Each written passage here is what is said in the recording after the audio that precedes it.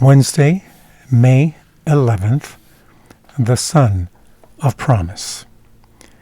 The last scene of circumcision involved everyone, not only Ishmael, but also all the males of Abraham's households were circumcised. Genesis 17:23-27. The word kol, all, every, is repeated 4 times. Genesis 17:23-27. It is against this inclusive background that God appears to Abraham to confirm the promise of a son, Isaac. Genesis 18:1-15 says, "And the Lord appeared to him by the oaks of Mamre, as he sat at the door of his tent in the heat of the day. He lifted up his eyes and looked, and behold, 3 men were standing in front of him. When he saw them, he ran from the tent door to meet them and bowed himself to the earth and said, 'O Lord, if I have found favor in your sight, do not pass by your servant. Let a little water be brought, and wash your feet, and rest yourselves under the tree, while I bring a morsel of bread, that you may refresh yourselves, and after that you may pass on, since you have come to your servant.' So they said, 'Do as you have said.' And Abraham went quickly into the tent to Sarah and said, 'Quick, 3 seahs of fine flour, knead it, and make cakes.' And Abraham ran to the herd and took a calf, tender and good, and gave it to a young man who prepared it quickly. Then he took curds and milk and the calf that he had prepared, and set it before them. And he stood by them under the tree while they ate. They said to him, 'Where is Sarah, your wife?' And he said, 'She is in the tent.' The Lord said, 'I will surely return to you about this time next year, and Sarah, your wife, shall have a son.' And Sarah was listening at the tent door behind him. Now Abraham and Sarah were old, advanced in years. The way of women had ceased to be with Sarah. So Sarah laughed to herself, saying, 'After I am worn out and my Lord is old, shall I have pleasure?' The Lord said to Abraham, 'Why did Sarah laugh and say, Shall I indeed bear a child now that I am old? Is anything too hard for the Lord? At the appointed time I will return to you about this time next year, and Sarah shall have a son.' But Sarah denied it, saying, 'I did not laugh,' for she was afraid. He said, 'No, but you did laugh.'" Also read Romans 9:9. What lessons of hospitality do we learn from Abraham's reception of his visitors? How do you explain God's response to Abraham's hospitality? It is not clear whether Abraham knew who these strangers were, Hebrews 13:2, even though he acted toward them as if God himself were among them. He was sitting in the tent door in the heat of the day, Genesis 18:1, and because visitors are rare in the desert, he was probably longing to meet with them. Abraham ran toward the men, Genesis 18:2, although he was 99 years old.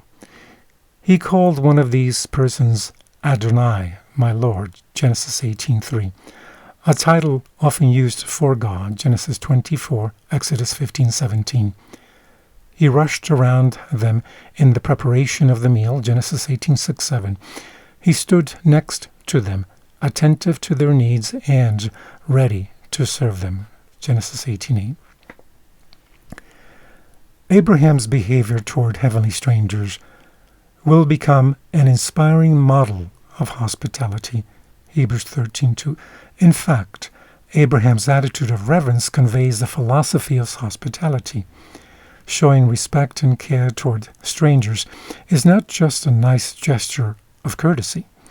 The Bible emphasizes that it is a religious duty, as if directed toward God himself. Compare with Matthew 25:35-40. Ironically, God is identified more with the hungry and needy foreigner than with the generous one who receives them. On the other hand, the divine intrusion into the human sphere denotes His grace and love toward humanity. This appearance of God anticipates Christ, who left His heavenly home and became a human servant to reach humankind. Philippians 2:7-8. God's appearance here provides evidence for the certainty of His promise. Genesis 18:10. He sees Sarah, who hides herself behind him. Genesis 18:10, and knows her most intimate thoughts. Genesis 18:12. He knows that she laughed, and the word laugh is his last word. Her skepticism becomes the place where he will fulfill his word.